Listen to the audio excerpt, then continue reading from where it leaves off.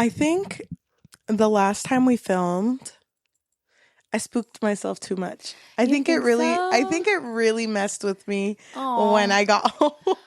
Why? What happened? Walk me through it. Okay, so I left here super late at night and I was driving home and I didn't want to drive home alone. So I did call my cousin and I was kind of explaining to her how our Thursday episodes went, which if you don't know, it's spooky season. Look at how we're dressed. It's spooky season. We don't look that spooky though. No, we don't. But we're going with the theme of the books we talk about. But some of them, not all of them. Our last Thursday episode that we filmed, we talked a lot about paranormal things that we had been through, and it really scared me. And so I was kind of, that point of fear where you start overthinking everything. Yes, of course. But like, what exactly were you overthinking? Like if something out of the ordinary happens, it freaks you out. So I was driving home and I'm not going to say where I live, but there is a long street I have to drive down to get to like my destination. And as I was driving, there was a police car in front of me and he just stopped. Like it was before the big bump. He just stopped. Right. Didn't turn on his lights. He just stopped.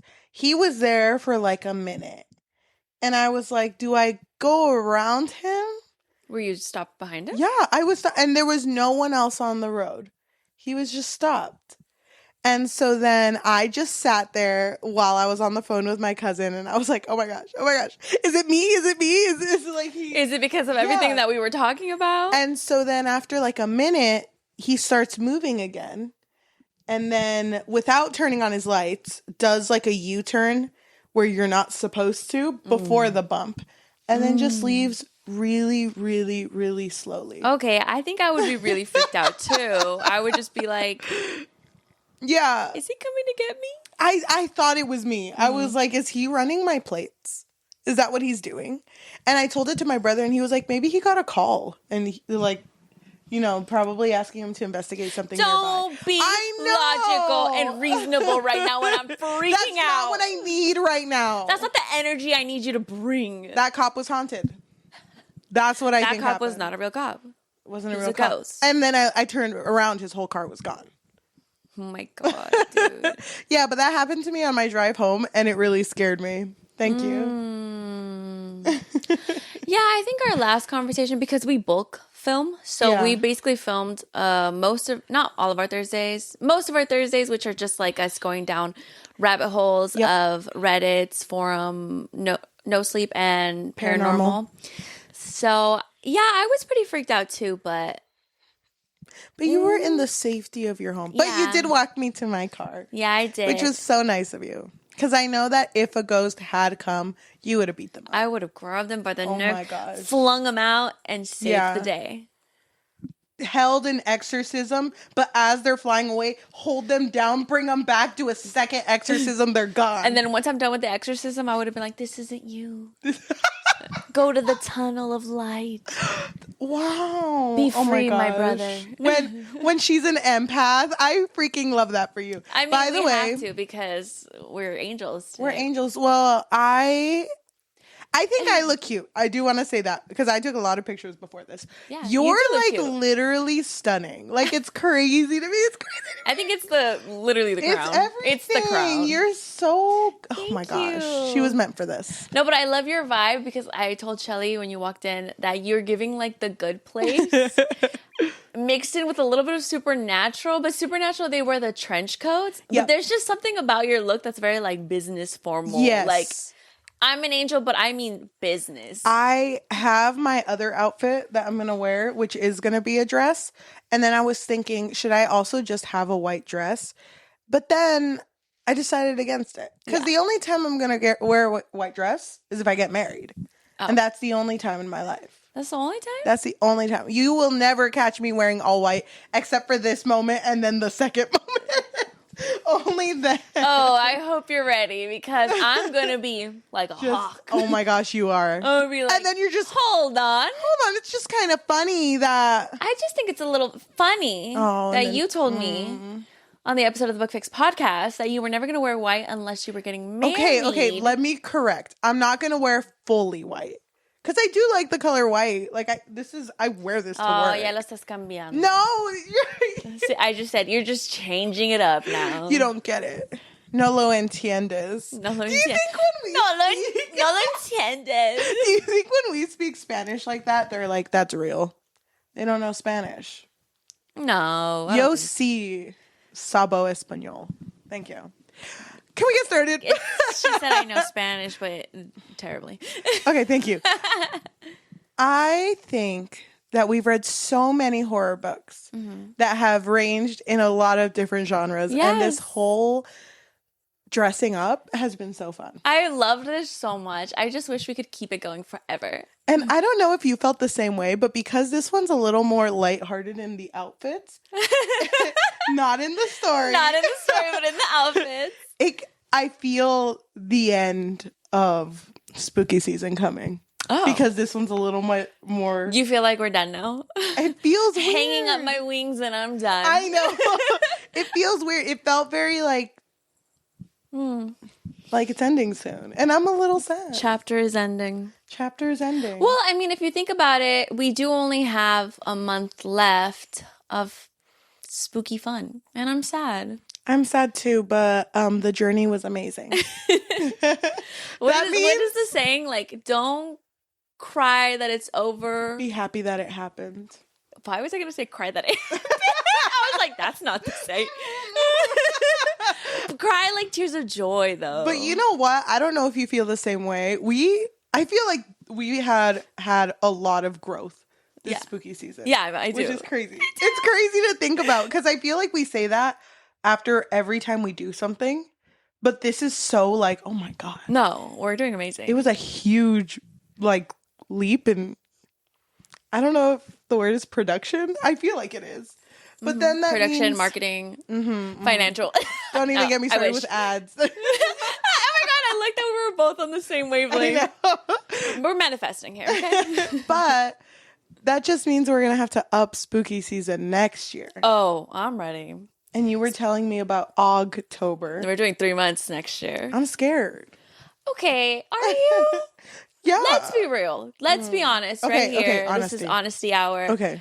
Have the books really been that scary? No, they're not until we talk about it. And then I have to walk home or I have to walk to my car alone, except for that one time you protected me. But I usually do it. It's scary out there. When I walk you today, I'm going to wear my wings so people know. I mean business. Okay. I feel better already. So, Yajaira. Yes. Do you think talking about... Is the castle's name Aymar? Aymar Castle, of course. Do you think talking about the Castle Aymar and their starvation problem... Their struggles. Their struggles, but also talking about the saints that come and help them. Well, don't give too much. I'm going to give a summary. Oh my gosh, sorry. Do you think that can fix your life? Yes, I do. Welcome to the Book Fix Podcast, a podcast where we fix lives one book at a time. I'm your host, Cheli. And I'm your host, Yajaira. And we're both angels because we are talking about The Starving Saints by... Caitlin... Why do I want to say Starling? I want to say Bennett, and I don't think that's right at all. That's not Lawrence. Bennett. No. Caitlin? Okay. Caitlin Starling. That's what I said! She knows her shit. Oh my gosh. So I totally forgot that we do 1-minute summaries, and it's not my turn. Okay. Yeah, I noticed. I don't know if you noticed the last batch. You did all of them. I didn't notice until I was editing. I was like, well, damn. Okay, then I'm retiring. No, you're not. I've hung up my cape. You're not. I've hung up my wings. It's all you right now. Why don't I pull out a timer? Please do. So Yajaira's going to do her best to give a spoiler-free summary. Because the point of the summary is basically if you're listening to this and you're wondering, do I even want to read that book? Mm-hmm. I'm going to give you a spoiler-free summary for you to know whether or not you want to listen to our spoilers that are incoming, or if you want to go read it and then come and listen to our episode. Okay, sounds good. Whenever you're ready. Okay, I'm ready. So The Starving Saints takes place in the Aymar Castle, where it follows 3 different main characters. There is Fozine, which she is a former nun, but now she's kind of like a miracle worker because she made a miracle happen and made water appear for the castle.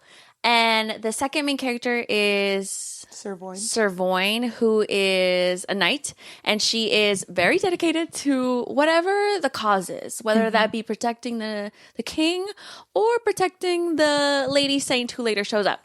And the third main character is Trela, who she is a servant who has 20 seconds left. Who has a plan of revenge because Servoine did something to her and her family.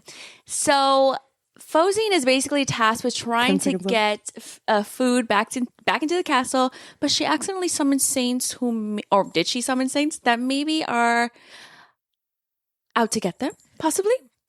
I think we're good there. Possibly. 1 minute exactly. That was a really good summary. I was not that confident with it, but like whatever. What I like about you, what I like about angelic you, is that when you start to get stressed out, you don't show it. You're really good at like, I got this, because I didn't feel it. You had it, dude. You had it. I was trying to think of the best way to wrap up that sentence, but I was like, you know what I'm talking about. Saints show up in a starving castle. What do you think they're there for? Trigger warning, cannibalism. Yes, we are going to talk about that a lot. Spoilers. It is ASMR. I know. I kind of love it though. Every time you turn. Every time I nod. Yes, spoilers So ahead. This story starts with Fozine? Yes, but we should also bring up that we have book clubs. Please join our book clubs under the Book Fix Pod in Fable and in Goodreads. This month's book club is gonna be The Possession of Alba Diaz by Isabel Cañas. I think so. We can check later. Yeah. Book cover will be on the screen. Okay. So our story starts with Fozine. Am I saying the name right? Yes, Fozine. Okay. She, like you said, is a miracle worker. So the castle Aymar. Okay. So the castle Aymar, at the very beginning of the book, I really like how it starts because it's just the castle Aymar will run out of food in 2 weeks. So it's automatically, the stakes are incredibly high. Yeah. Everyone who has lived like in this community is now living inside of the castle, and rations are incredibly low. Everyone's been living off of very, very little food. And because of that, it's like, I feel like they're 1 minute away from like a riot. You know what I mean? Yeah. And I think at the beginning, there is kind of a mini one where they attack one of like the higher ups. But then like no one does anything about it. It's in such a bad state. Yeah, and I think it's also kind of just expected. Like even the king is like, yeah, I mean, of course they're upset. There's no food. I mean, we just fixed the water problem. And Fozine was the reason the water problem was fixed. Yes. So everyone gives, because of the king, and because she did that, she has her own room, which is unheard of in this situation. She gets her own ration of food, which is more than other people have been getting. And she has her own space to try to figure out how to help everyone. Yeah, because the king at first thinks that she needs her own privacy in order to make this miracle. But at the beginning of the story, he is kind of like desesperado. He's desesperado. He's desperate. Desperate. He's just too desperate. Like everyone's too hungry. He's like, you know what? You're not making this miracle happen soon enough. So I'm going to appoint Servoine to watch you at all times to make sure you're actually being productive. Yes. Every day. Which Fozine hates. Yeah. Because Servoine is just there like a looming shadow. Like just like. Yes. And also immediately is like, you're telling me this is your research. All this stuff you have right here. You have basically nothing and a bunch of rats. Yeah. That's it. That's a joke. And I did think it was kind of funny, though, how Fozine was like, I mean, no one ever brings up the fact that now we have clean water. Yeah. You're welcome, guys. The reveal when Fozine was like, the clean water was made with rat secretions. Mm-hmm. That was disgusting. It's so gross. And it's funny because she doesn't drink the water, right? She drinks like the one that comes from the kitchen sink, which is like another place you could get clean water, but it's very little. But she doesn't drink it. And then there's a part where Servoin's like, if you want me to believe you, show me how you can make clean water. Because you know, obviously, show me. And there's a part where Focine is like, she don't want to know. She don't really want to know. You hate me. You hate me. I just can't imagine like what was that thought process of like let me just get this rat poop. I imagine she had a full-on crash out. It's never gonna work. Nothing's working. Crushes something, throws it in where the rat poop pot is, and then the brown water just clears. And she's like, miracles do happen. I was under the impression that this story, I know the title. I know I should have used my 2 brain cells and made it work. Starving Saints? Yes. I thought that Focine was a scientist. I thought that was like the whole thing. She always talked about her like really good intuition. I was like, nah, she's just real bright. She's just real smart. No, she's a miracle worker. She's a miracle worker. Okay. So this story, I don't know if you felt the same way. A lot of things happen, but incredibly slow. Yeah. So there's some parts I feel like I kind of want to skip. I kind of feel like we could summarize the story so fast. That's what I was so fast. That's what I was so worried about because I feel the same way. But I do want to say I really like the writing in this story. I thought the writing was really, really good. I also had some like comedy in there. Yes, and I also really appreciate how slow Servoin and Focine's like relationship. Well, I wouldn't even call it that at the beginning. It was literally just like a budding reluctant acquaintances. Yes. And I thought that was really interesting because when they separate, even Focine's like, there's no one to watch me. I know. And yell at me. That means I can do my fuck shit.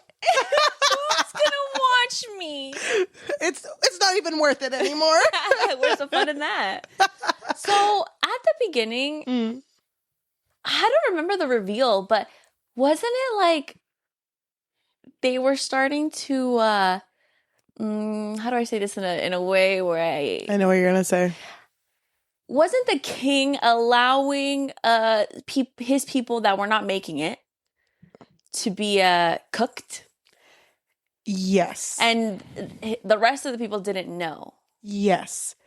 But from what I understood, the people he was feeding with that meat was just literally like the workers, like his staff. It hadn't been, even though people had probably dabbled in cannibalism, it hadn't been so publicly known yet. It was kind of like on the down low.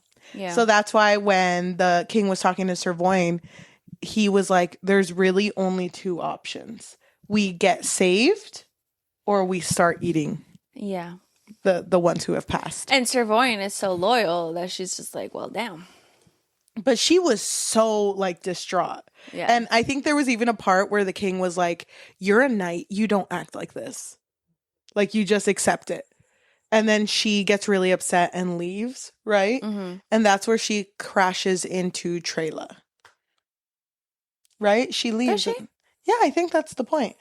She leaves incredibly upset, and Trela, who is a servant, she was walking like the gardens and sees Servoin and is like, there she is. I can get her right now. Yeah. Yeah. You know? Every time it was Trela's point of view, she was like, I want to get her, but I have to make sure that it's worth it. She's already like, her punch is ready. I'm powering it up right now. That bitch, I love her. She's so beautiful. But it's like, it's such a weird dynamic. Yeah. Go ahead. I was going to say, I didn't realize that Trela had been in love with her until we were a little bit further into the story. I was confused too because it felt like there was tension, but I'm like, you hate her.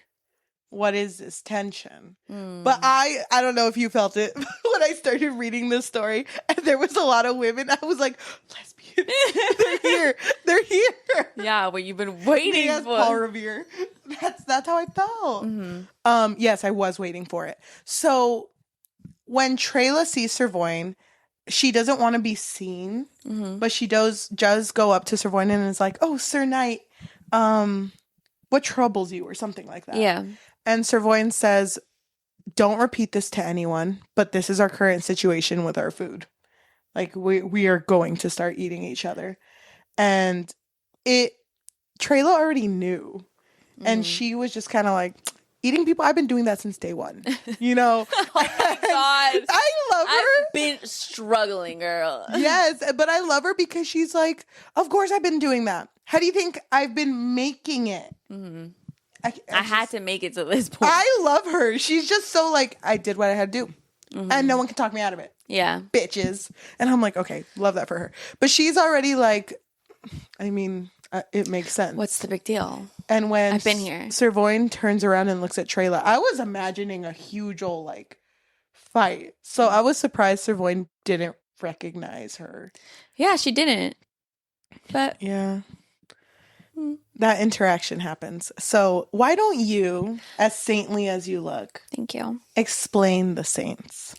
Well, I'm trying to remember their names.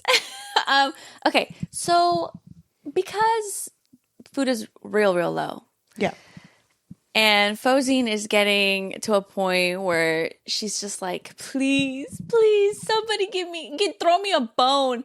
And the thing about Fozine is she hasn't had the pleasure of enjoying honey. Because who was it? It was the princess, right? Was it the princess? It was Servoin that brought her the honey. No, the princess was the one who said she was banned from eating honey. Oh, yes. I forgot why, but Servoin brings her honey, and after she tastes that honey, she says a prayer to like, please send us help. And, well, the next day, these beautiful saints show up. Yes, these are all their names. Oh, thank you. So, it is the warding saint, so similar to Servoin in appearance, but richly ornamented. The absolving saint, all silvered and earnest, head bent to listen to every whispered word. The loving saint, one hand curled below his chin, fine fingers sliding back and forth against his jawline, enticement and comfort both. And the constant lady, sitting statue straight in her chair, only a breath away from looking up and seeing Fozine staring. Dang. All these saints are now in the castle, and it hits Fozine later. The doors were never open. Yeah, so it's like a big mystery on how they were able to get in because nobody can get in or get out. Yes, but it's a huge deal because Fozine, when she's going to go investigate why everyone's gone, she hears laughter, and she's like, "Oh my gosh, I haven't heard this in this castle. What's so funny?" She goes investigating, and she goes to where everyone is. She sees the four saints, and she sees like the people of the castle eating actual food. And it's not just like the meats they would eat. It's literally like greenery. It's fruit. It's like things that she has missed. Like a fresh tomato, and she's just looking at the tomato like, that would take a long time to grow. Yeah. Oh, yeah. And then she also mentioned like all of the food didn't look like it was preserved. It had just come fresh. Yeah. So it was a huge thing. And she automatically gets really, really hungry. Like she feels the hunger pangs. And then she's looking at the king. And the king is just over here yapping. He's like, let me tell you everything about my child. Yeah, telling the saints everything, you know? Lying Trauma on the bonding. table, lying on the table, kicking his feet. I know. It's like, okay, since you asked. But like Nobody asked. But Fozine, I like the way this is written. It's like he's acting like unkingly and like a normal man. And he shouldn't be. There's like nothing professional about how that's going. And I think Servoin is also there, right? Yeah. Who was it that cried? Was it Servoin? In what part? Remind me. There was a scene when the saints first appeared. I think it was Servoin that she like bent down on one knee and started bawling her eyes out. Yes. And it was just kind of like a crazy moment. Like, oh my God, she's just like bowing to the constant lady. Yes, because then at that point, after she bows, because she's basically swearing her allegiance to the constant lady kisses her. And I'm like, oh my God. Oh my God. Lesbians? Love. Yeah. No, but it was so eerie because you can tell everyone's kind of lost their mind except for Focine at this point. Because she was the only one who didn't eat any of the food. And she was the only one. Well, we'll learn that later, but Trayla didn't eat any of the food either. Yes, and she also never shared her name. So she never conversed with anyone. Mm-hmm. So that's like a big deal at that point. So this story kind of breaks off into like two paths. We follow what Focine is doing and what Trayla's doing. Mm-hmm. But their paths do cross because Trayla is trying to get out of here. Like she's trying to find a way out because she doesn't trust the saints. She's just like, something is going on. And also people are like losing their minds. Yeah. Like they're overeating. Mm-hmm. And don't they like start attacking each other? Yes, I don't remember the quickness of everything. I don't either, but I do remember that like the indulgence, they would just walk around with smiles on their faces. Yeah. And then they would stand around either a person or something they really wanted, and they just kind of look at it until like the saints kind of give them the okay to eat it, which is it's so scary. I feel like this would be a good movie. Oh, definitely. He's so good. So then Trayla goes down with a lamp that Focine gives her. A candle that doesn't burn out, right? Yeah. Mm-hmm. She gave it to her because Trayla found Focine like near death because of how hungry she was, and she gave her dried fruit, and she was like, I'm gonna give this to you, but I need you to help me find a way out. So then that's why she gave her this candle that doesn't burn out. And so she made her way all the way down the castle. Like that bad bitch she is. Yeah, and so I forgot where she ended up. She found a cave, right? Yeah. I thought they were like, it didn't say it, but I imagine like catacombs type area. Yeah. Where everything is really like tightly squeezed. Because wasn't it like hard to maneuver through there? Yes, but I just pictured like a cave. Like you can't see anything. Mm-hmm. So, because there was a point where she finally reached, I think you're right. There was a point where it got to the narrowest part and she couldn't get through, but she had turned off her candle, or I don't think she had lit it yet at this point. And then a voice from the other side of the wall started speaking to her. Yes. And was like, I've been waiting for you. Just all creepy. Creepy. Yeah, but kind of sweet. Yeah. Wait, who is that? No, but I really like this part because, well, first of all, I was a little confused. So this thing only comes out if the lights are off. Yeah, if there's no light. Because then when she turns on the candle to try to see what the figure looks like, they are gone. Like, they don't speak anymore. So this thing has just been living here. Mm-hmm. And I'm going to say that part out of order because it's not revealed until the end. But it's just been living here for as long as like this castle has been here. Mm-hmm. It's almost like the creator of the castle, it feels like. It's kind of scary to think about it like that. But not the creator of the castle, but it's like it's a part of the stones. Yes. Mm-hmm. So he will allow guidance out, but you have to give something to him in first. Return. Mm-hmm. So he mentions like taking one of her fingers and she gets to choose which one. Yeah, but at first he just like nips at the finger because she didn't know that he was gonna eat the finger. She thought that he just wanted to see her finger. But when he nips at it, she like pulls back and is like, hell no. But I thought it was interesting. I hope I remember this correctly. He says to her, well, she first says like, why would you want a finger? That's not enough to eat, you know? And he was like, oh, it's not about that. It's not about the food. I got plenty back here. You're just going to eat my finger for funsies? Yeah. I want it. I want it. He like throws a tantrum. But Trayla doesn't leave yet, right? She does. No, she doesn't because remember she befriends Focine first? Because she's like, oh, no, I can't leave her at first. Because she doesn't give up her finger yet. She doesn't give up her finger. Right. It isn't until later. I don't remember why she comes back. Because Trayla fully leaves. Well, right? Trayla doesn't leave yet because I think at this point, nobody knows the severity of everything that's going wrong in the castle yet. Mm-hmm. And so it's not until she sees is it the loving saint?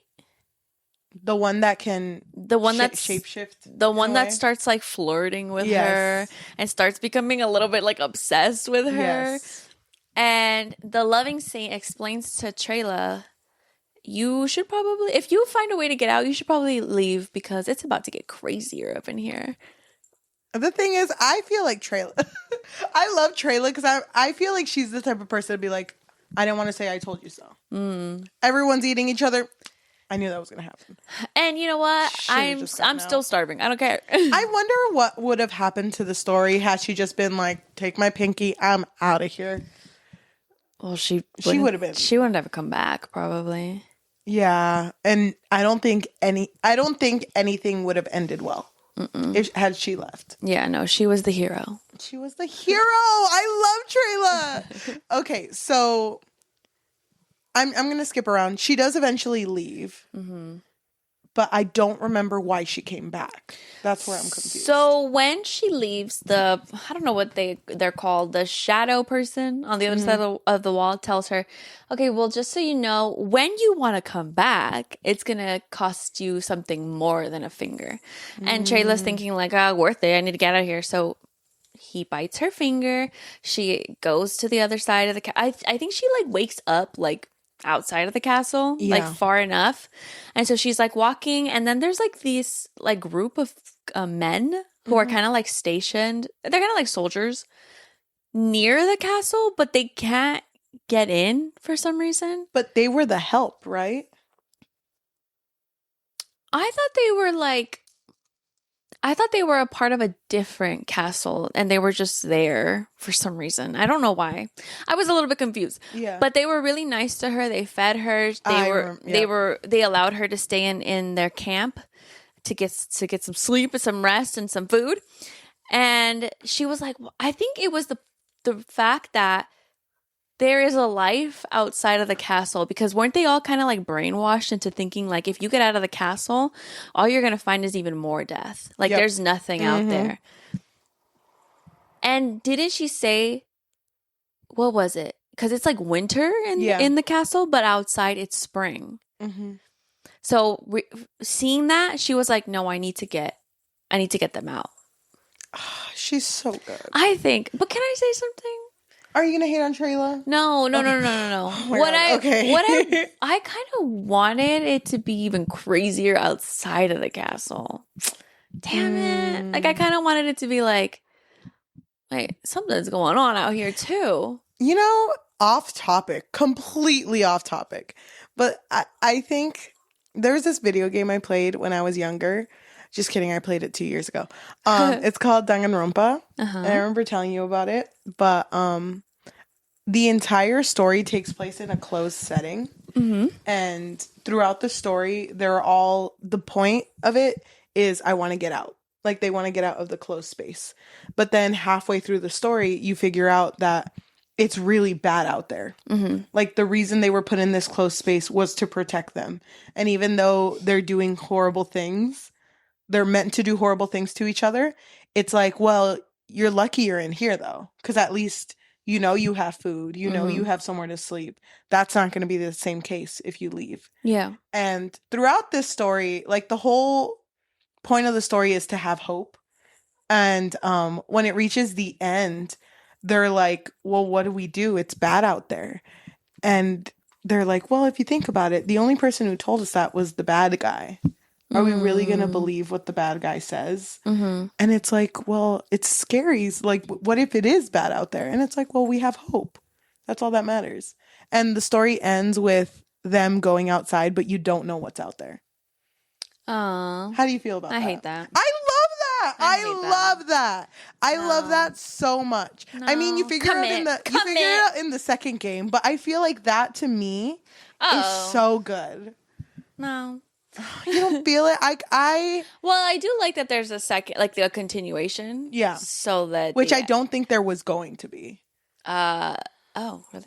Because I don't think they thought they were going to do that well, to get a second game. You know what I mean?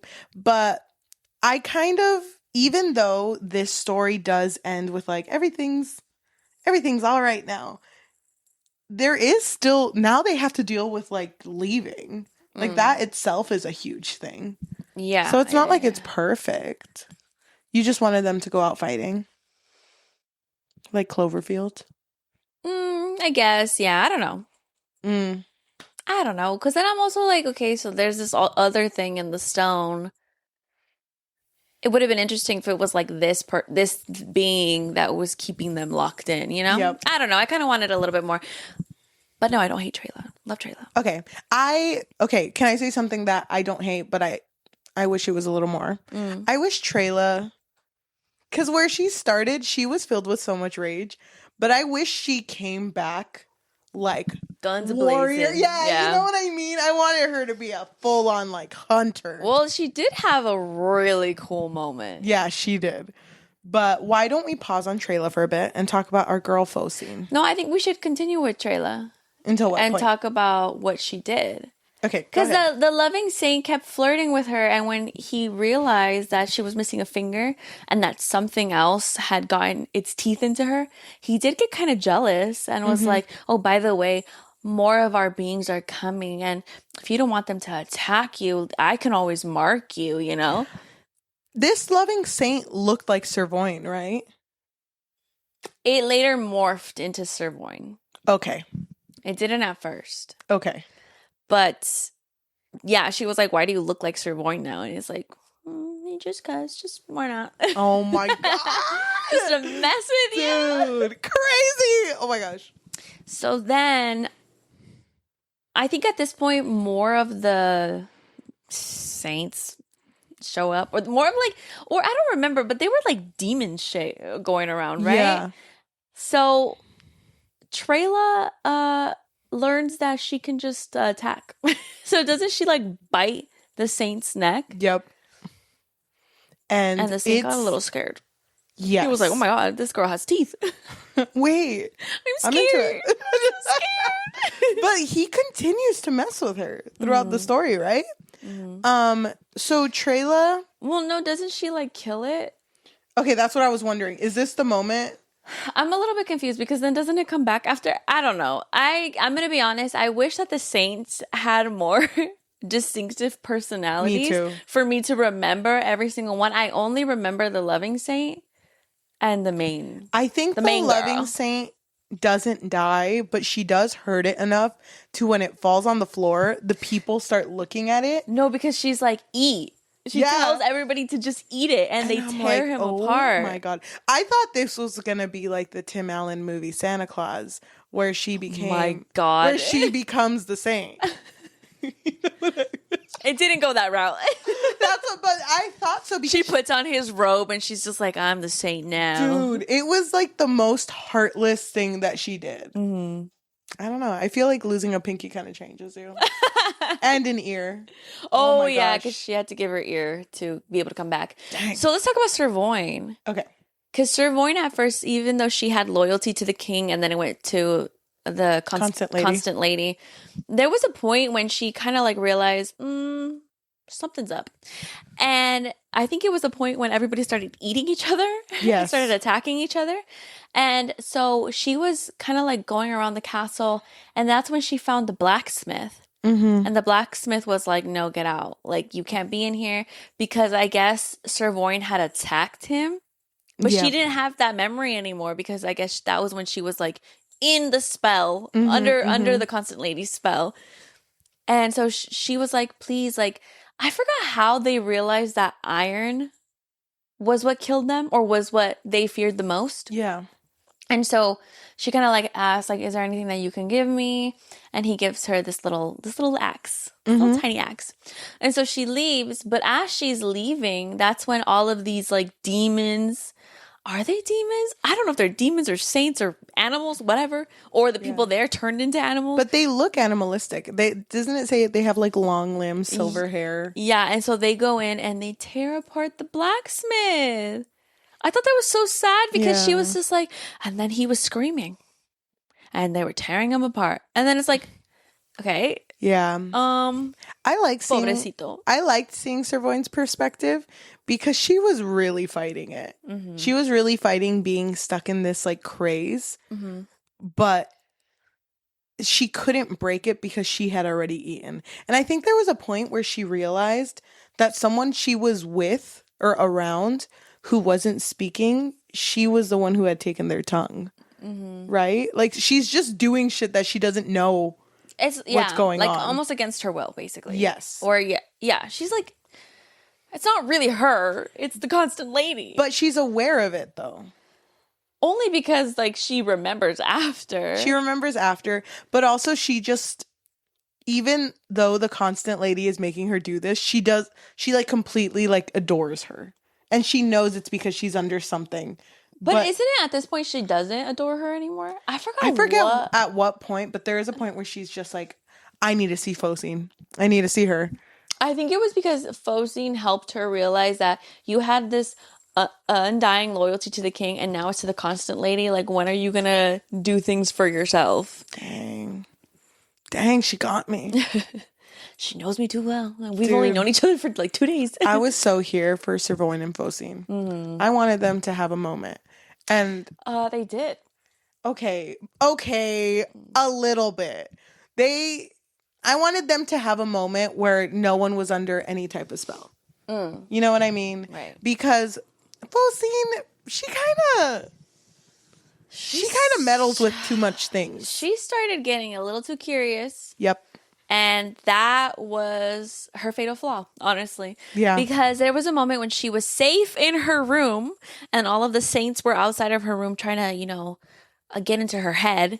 And they were like, hey, that's kind of weird that you can just make things happen. That's kind of weird, isn't it? Very saint-like. Yeah, very saint-like of you. And so they wanted to get into her room, but they couldn't unless she gave them permission. And that's when she realized that them not knowing her name gave her power. Yes. And so she came out of the room, and then the constant lady was like, do you want to know how you can bring your friend back? Was it that one, or was it? It was even before that. It was before that because but for what did some she show reason, her? She showed her a vision first. Yeah. I don't remember what the first vision was. Me neither, but I do know that after that first vision, she became saint-like. And it got weird because even though she still had the intention to help people, it was now,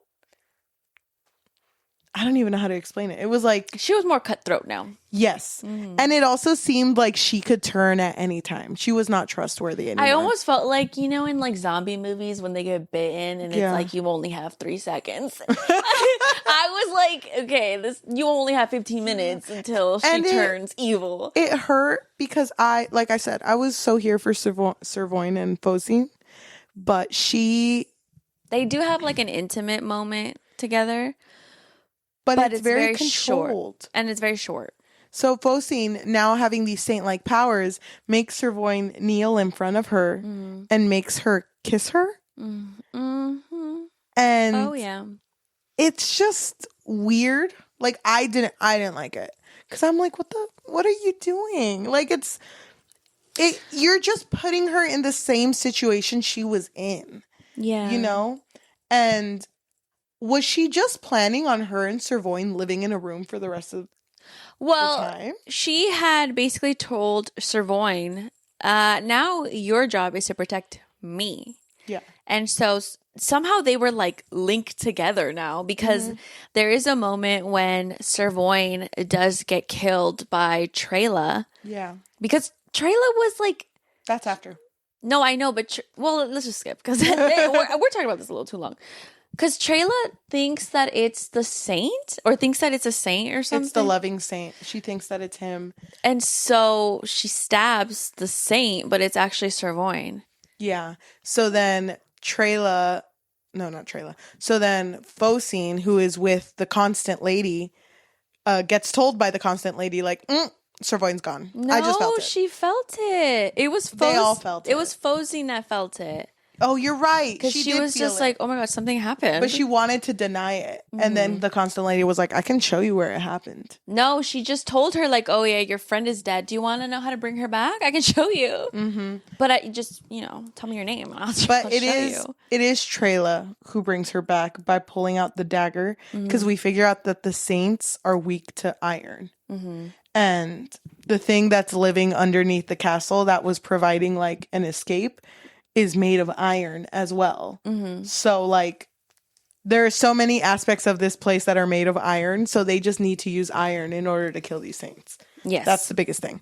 So Servoin comes back. She comes back and she's not doing so hot. She's like just experienced death. Yeah. And when she wakes up, Trela's there and is like, hey. But they kind of have a moment because that's when us, the readers, find out that they actually had a love story prior to the book, that they were in love with each other, but Servoin was ordered to kill her dad. And she doesn't regret it. She doesn't regret killing Trela's dad because he was horrible. Mm-hmm. And when Trela figures out how horrible her dad was, she was like, you could have told me this so much sooner. Mm-hmm. Oh my gosh. So they're at a better place now. And so then Trela's like, Servoin, get out of here. I'm going to go get our girl, Focine. Mm-hmm. And then we good. But whatever, it doesn't end up working like that. They all go to get Focine, and she has now given her name. Well, because first, sorry, I just want to bring up that Trela did try to get Focine out. Like, she told her, hey, there's a way out, let's go. But Focine was like, no, I need to stay. Yeah. And so Trela was like, if you don't come with me, I'm leaving. And she's like, then go. Why was she so adamant about staying? Because she was in that haze. She was in that saint-like fog. It's not her fault. I think it's until Servoin comes and kind of snaps her out of it, right? Mm-hmm. And there's like this really powerful moment where Servoin is like, I want to help you. Like, we can get out of this. You need to kneel and you need to accept help, Mm-hmm. And so then Focine kneels. And she's still super worried, but Servoin is like, well, like, no matter what, I have you. Like, I've got you. Yeah. Trela in the back. It's like that scene in Spider-Man, when all the Spider-Men come together. And, spoiler alert. Hello? Well, it's been years. It's been years. Some people may not know. But I feel like Trela was very much like, I love you guys. Yeah. We're all okay team. Like, we're just together. But they all end up fighting the saints, kill them all, except for one who asks to leave. Right? Yeah. I don't even know who that saint was. He didn't do much. It could have been the loving saint. He didn't do much. No, he wasn't, right? The loving saint died? The loving saint died. Maybe it was the warding saint? I think it was the warding saint. Who knows? It could have been any of them. Yeah. Because, again, they weren't really that memorable to me. So, but they allow him to leave, and then they open up the castle. And I love the last line, but I don't remember how it ends. All hand in hand. I don't remember why they allowed the saint to leave. I think they kind of just realized, like, oh, the problem was the constant lady? I don't know. I don't remember. Isn't it kind of crazy, too, that they're, like, all ready to leave? And they're also like, oh, so the king is dead. Oh, dude. Oh, my God, and the princess. Mm-hmm. Go read the book. Oh, my God, the whole situation with the princess was crazy. But I really like it because the absolving saint, that's the one they let leave. What does absolving mean? Absolve you of all your sins. It's kind of funny that that's the one that's like, I'm sorry, I didn't mean it. I'm so sorry, guys, please. I'm just a saint. But when the gates open, they're all like, okay, I don't know what we're gonna find out there. I do know that it is autumn, and there's a small band of soldiers waiting for us outside. They're going to ask us where the king is. And then Focine's like, the king, he's dead. And then Voine's like, yep, he's dead. And so then as they're like at the gate, Trela asks, can we leave here? And Focine says, only one way to find out, and we must hope we can, because there is no food in Aymar Castle.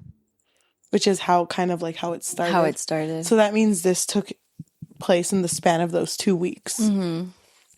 The end. Oh my God. That's crazy! Those oh my saints. God. Those lesbians really did it. They really did it. Wait, so is it awkward now? Because I'm assuming Trela and Sirvoin are together, or is it a trio? I'm confused. I think... Someone please explain. I really hope it's Trela and Sirvoin. I think it is. Right? Yeah. But they didn't clarify anything. They're just good now. Yeah.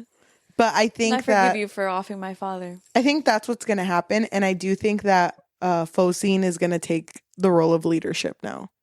Because it seems like she would. Yeah. Dang. So it was autumn, not spring? It was, well, now it's autumn. So I'm thinking 2 weeks, but it feels like they were there for a minute. Yeah. You know? Well, it just seemed like the time was different from in the castle and outside of the castle. Yes. Dang.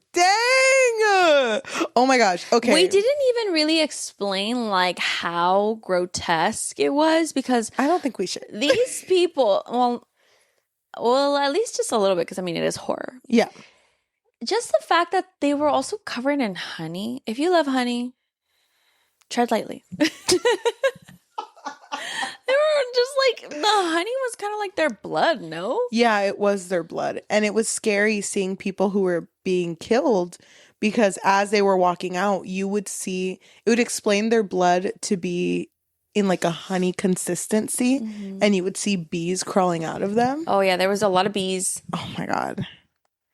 And I love bees. Dang. Yeah. Do you not love bees? No, I love bees. Okay, we'll talk about it later. They're very important for us, but whatever. I'm kind of scared of them, though. But overall, I think that I was really confused while I read this story. I actually had to read the ending like twice because I was just like, wait, so they all just crawled out? Like, I don't really understand. Yeah. And then you're right. I didn't realize it until you pointed it out, but none of the saints really had qualities that made them stand out to me, except for the constant lady. Yeah. But even then, like, I wish that there was more personality to her because she was just evil. Like, I wanted to know what she does kind of talk about it, how she was like just born into being a saint, but I wanted to know more about her background. And I wish that her and Focine had a little bit of a relationship to make it complex. They kind of did a little bit. A little. Because Focine could have become a saint if she wanted to, but she chose not to. Crazy. Well, I guess she didn't really need it because she can perform miracles just fine. She's a miracle worker.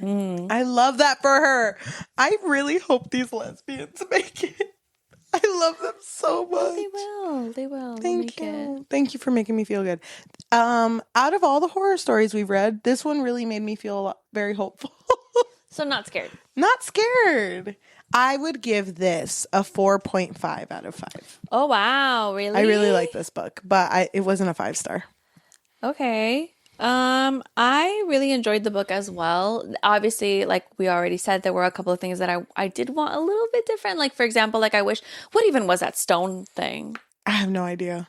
I guess I don't. It's just stone guy. I mean, I'm okay with not having an explanation because it reminds me of when I took the weird fiction class when it's kind of like horror, but it's just weird and it's okay. Like to me, weird fiction is like horror without needing an explanation of why it is the way it is. Okay. And I'm okay with that. Like, I don't need it, but it kind of felt like he could have been used a little bit more and they didn't take advantage of him. Like, I don't know. Dang. I get it. So, but I did overall really enjoy it. I also really love the lesbians. Like, I just want them to be happy. I want them to thrive. All three of them. All three of them. And whoever else they end up finding along the road to join to join them. They make their own castle. I love it. I think I would give it a 4. Wow. Oh my God. Okay, this was a good read. This was really good. Like I said, every time that we film one of these, it's so fun, but we're getting near the end. We're getting near the end. Stop. Don't make me stop. Do you think we're going to do like what American sitcoms do, and on the last episode, like all the characters, all the cast come together. We have every outfit in pictures. So long, yeah. Yeah, I think so. Oh man, we're gonna play that song. I will remember. remember you. And it's just going to be a slideshow. Yes. Oh my God. That's so funny. I love that. Okay. To anyone who is listening to us in audio form, whether that be Spotify, Apple Podcasts, Amazon Music, or anywhere you get your podcasts, thank you so much. If you can please leave a rating and a review recommending us our next read out of horror season. So no more horror books. I'm so sorry. Stop. That would be amazing. Go ahead. And if you're looking for an extra way to support us just a little bit more, we do have a Patreon, which you can find at patreon.com/bookfix. But if you're not looking for something that's monthly, we do also have Ko-fi, which is ko-fi.com/thebookfix or buymeacoffee.com/thebookfix. If you are watching us, thank you so much. If you can like, comment, subscribe, and hit that notification bell because we post every Tuesday and Thursday. Mm-hmm. If you want to support us on social media or you're looking for our Fable and Goodreads for our book of the month, which is going to be The Possession of Alba Diaz by... I don't remember who it's by. Isabel Cañas, I think. Thank you. We will be posting on there for the month of October. You can find all of those links on our link tree, linktr.ee/thebookfix. Thank you. Thank you so much for watching, and we'll see you next time. Bye. Bye. I am so ready for the next outfit. Like, I know we got to film our Thursday episode. Oh my gosh. Behind the scenes. No, I know we don't. We have to. We don't? Didn't we do 4? We did. Oh my gosh. I'm so ready to change. No, we got to film some TikToks. We look so cute as angels. I'm so ready to be the other thing. The other thing. Hints. Opposite. That's what I want. Mine is going to be so boring. Mine's boring too, but we're both going to look good. Mine's going to look so boring. You levitate out here. It's like, whatever. No, girl. It's boring. No, you're going to look so good. What if we got the same thing? What if we got the same thing? What if we got the same thing? What if we got the same thing? Oh my God, that'd be so iconic. Okay, that's kind of everything. But I'm not wearing a dress. Oh, well. Oh, okay. I guess we'll see. Stay tuned.